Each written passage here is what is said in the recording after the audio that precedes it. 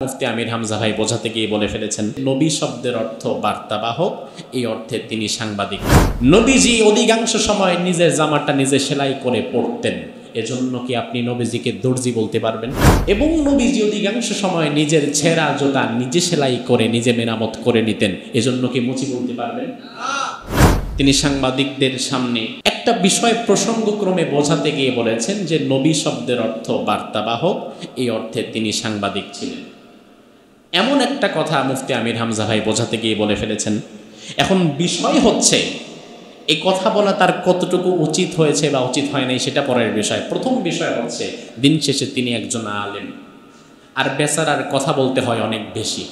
তিনি বারবার বলেন আমি অসুস্থ, এরপরও মানুষ তারে জোর করে কথা বলায়।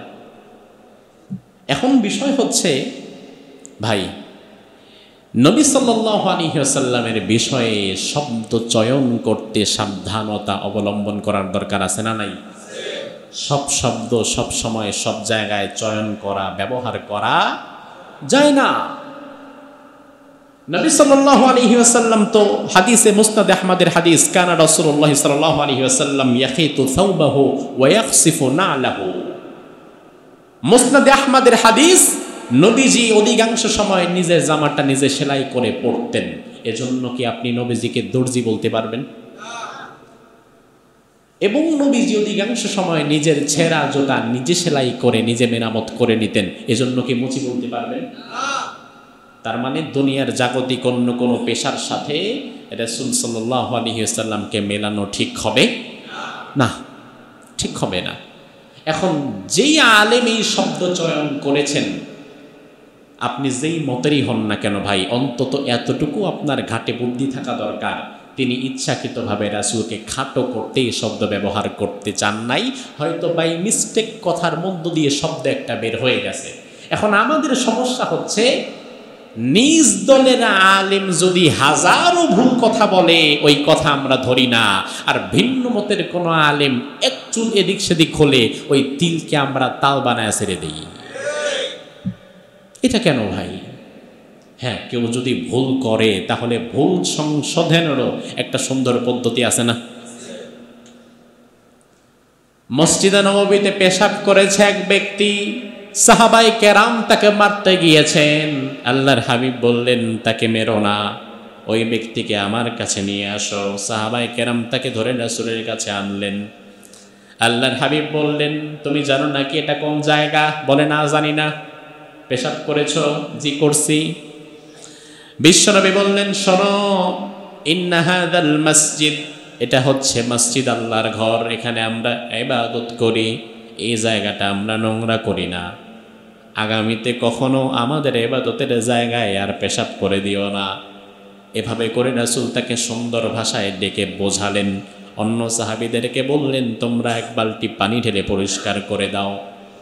সাহাবীরা পরিষ্কার করে দিলেন, রাসূল তাকে এতটুকু সুন্দর কথা বলে বুঝিয়ে দিলেন। এভাবে রাসূলের বোঝানোর পরে এবার ওই ব্যক্তি আল্লাহর দরবারে দোয়া করে বলে, আল্লাহ আল্লাহুম্মা রহামনি ওয়া মুহাম্মাদান ওয়ালা তারহাম মানা আহাদান, আমার উপরে রহম করো, মুহাম্মাদের উপর রহম করো, আর আমারে যেগুলা মারতে আসছিল এইগুলার উপরে রহম কইরো না। বুঝছেন? ওই লোক তো মূর্খ মানুষ, সে বলতেছে আল্লাহ এই যে সাহাবীরা আমারে মারতে আসছে, আজকে রাসূল না থাকলে আমারে মেরেই ফেলতো, এজন্য রাসূল যেহেতু আমারে বাঁচাইছে মায়ের হাত থেকে, আমার উপরে রহম করো আর রাসূলের উপরে রহম করো, আর যারা আমারে মারতে আসছিল তাদের উপরে কিন্তু রহম করো না। দেখেন লোকটা মূর্খ, সে তার দোয়াতে সাহাবীদেরকে বাদ দিয়ে ফেলছে, কিন্তু সে যে রাসূল ইসলাম গ্রহণ না করার পরেও সে যে রাসূলের জন্য রহমতের দোয়া করেছে, এটার কারণ হচ্ছে রাসূল তাকে উত্তমভাবে বুঝিয়েছিলেন, খারাপভাবে না। এজন্য আমরা যারা খতিব বক্তা, আমাদের সাবধান হওয়া দরকার। অতিরিক্ত কথা বলা অনুচিত, অতিরিক্ত কথা বলা, দীর্ঘ সময় কথা বলা অনুচিত। কারণ রাসূলের বিষয়ে হাদিসে মা আয়েশা বলেন তিনি পরিমিত কথা বলতেন, শব্দ চয়ন স্পষ্ট করে করতেন, পরিমিত কথা বলতেন। এখন আমরা যদি লম্বা চড়া বক্তব্য দিতে অভ্যস্ত হয়ে যাই তাহলে সেখানে ভুল হওয়ার সম্ভাবনা কম না বেশি? এজন্য আমার ভাইয়েরা, আমরা যারা কথা বলি, মেহেরবানি করে এমন কথা বলবো না যার দ্বারা বিতর্কের সৃষ্টি হতে পারে। আমরা কোথাও বক্তব্য দিতে গেলে আমাদেরকে বলে দেয়, হুজুর 2 ঘন্টা চালাইতে হবে। এখন 2 ঘন্টা কথা বলাটা আসলেও একজন বক্তার জন্য কষ্ট আছে না নাই? এখন আপনি যখন তার 2 ঘন্টার টার্গেট দিয়ে দিছেন, সে আধা ঘন্টা খুতবা পড়াবে, আধা ঘন্টা জিকির করাবে, আধা ঘন্টা ইয়া নবী সাল্লি আল্লাহ টান দিবি, আর আধা ঘন্টা ওয়াজ করবে। 1.5 ঘন্টা ফাউ, আধা ঘন্টা পেয়েছেন ওয়াজ।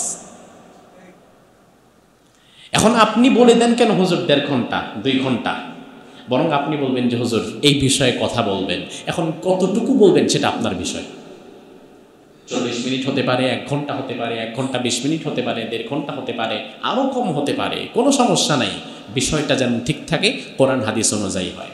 কিন্তু আমরা যখন বক্তাকে টার্গেট দিয়ে দেই 2 ঘন্টা কথা বলবেন, তখন বক্তা কথা বলতে বলতে, কথা বাড়াতে বাড়াতে বাড়াতে, কথার নাম লতা, যত বলে তত পেঁচায়, পেঁচাতে পেঁচাতে 2 ঘন্টার বক্তব্য দিতে গিয়ে অনেক বেফাস শব্দ মুখ থেকে বের হয়ে যায়, যেই শব্দ নিয়ে পরবর্তীতে বিতর্ক সৃষ্টি হয়ে যায়। কথা কি বুঝেন? তো আপনি একজন মানুষকে কেন টার্গেট দেন 2 ঘন্টা কথা বলবেন? 2 ঘন্টা আপনি কথা বলেন, তা আবার স্বাভাবিকভাবে কথা না তো, যে কথায় সুর থাকবে, হুঙ্কার থাকবে, লয় থাকবে, ক্ষয় থাকবে, তাল থাকবে, ওঠানামা থাকবে। তো এভাবে করে আমরা যেই ওয়াজের সিলসিলা চালু করেছি, মুহাম্মদুর রাসূলুল্লাহর ওয়াজের পদ্ধতি এটা ছিল না। তিনি পরিমিত কথা বলতেন, কথা কম অর্থ বেশি, অল্প কথায় অধিক অর্থ বুঝিয়ে দিতেন। এখন কথা যিনি যত বলে তার কথায় ভুল হওয়ার সম্ভাবনা তত কম না তত বেশি? বেশি। আমাদের একজন ভাই, তিনি সাংবাদিকদের সামনে একটা বিষয় প্রসঙ্গক্রমে বোঝাতে গিয়ে বলেছেন যে নবী শব্দের অর্থ বার্তাবাহক, এই অর্থে তিনি সাংবাদিক ছিলেন। এমন একটা কথা মুফতি আমির হামজা ভাই বোঝাতে গিয়ে বলে ফেলেছেন। এখন বিষয় হচ্ছে, এই কথা বলা তার কতটুকু উচিত হয়েছে বা উচিত হয় নাই সেটা পরের বিষয়। প্রথম বিষয় হচ্ছে, দিন শেষে তিনি একজন আলেম, আর বেচারার কথা বলতে হয় অনেক বেশি। তিনি বারবার বলেন আমি অসুস্থ, এরপরও মানুষ তারে জোর করে কথা বলায়। এখন বিষয় হচ্ছে ভাই, নবী সাল্লাল্লাহু আলাইহি ওয়াসাল্লামের বিষয়ে শব্দ চয়ন করতে সাবধানতা অবলম্বন করার দরকার আছে না নাই? সব শব্দ সব সময় সব জায়গায় চয়ন করা, ব্যবহার করা যায় না।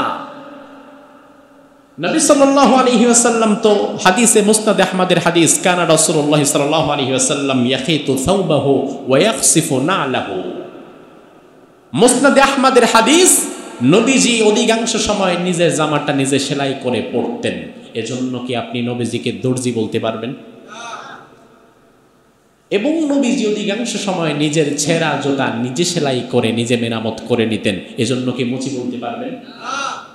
তার মানে দুনিয়ার জাগতিক অন্য কোনো পেশার সাথে রাসূল সাল্লাল্লাহু আলাইহি ওয়াসাল্লামকে মেলানো ঠিক হবে না, ঠিক হবে না। এখন যেই আলেম এই শব্দ চয়ন করেছেন, আপনি যেই মতেরই হন না কেন ভাই, অন্তত এতটুকু আপনার ঘাটে বুদ্ধি থাকা দরকার, তিনি ইচ্ছাকৃতভাবে রাসূলকে খাটো করতে এই শব্দ ব্যবহার করতে চান নাই, হয়তো বাই মিস্টেক কথার মধ্য দিয়ে শব্দ একটা বের হয়ে গেছে। এখন আমাদের সমস্যা হচ্ছে, নিজ দলের আলেম যদি হাজারো ভুল কথা বলে ওই কথা আমরা ধরি না, আর ভিন্ন মতের কোনো আলেম এক চুল এদিক সেদিক হলে ওই তিলকে আমরা তাল বানায় ছেড়ে দিই।